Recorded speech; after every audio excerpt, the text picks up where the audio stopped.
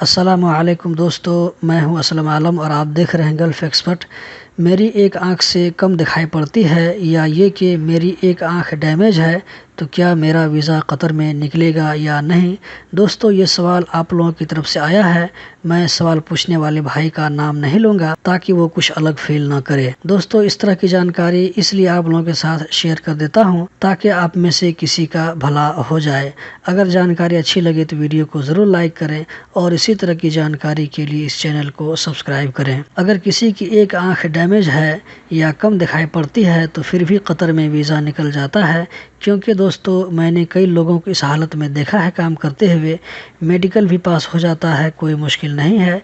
इसी तरह मैंने ऐसे आदमी को भी कतर में देखा है जिसका एक हाथ डैमेज है, वो अभी भी कतर में काम कर रहा है, कभी कभी उससे मुलाकात भी होती है। ऐसे आदमी को भी देखा हूँ जिसको पाँव में प्रॉब्लम है।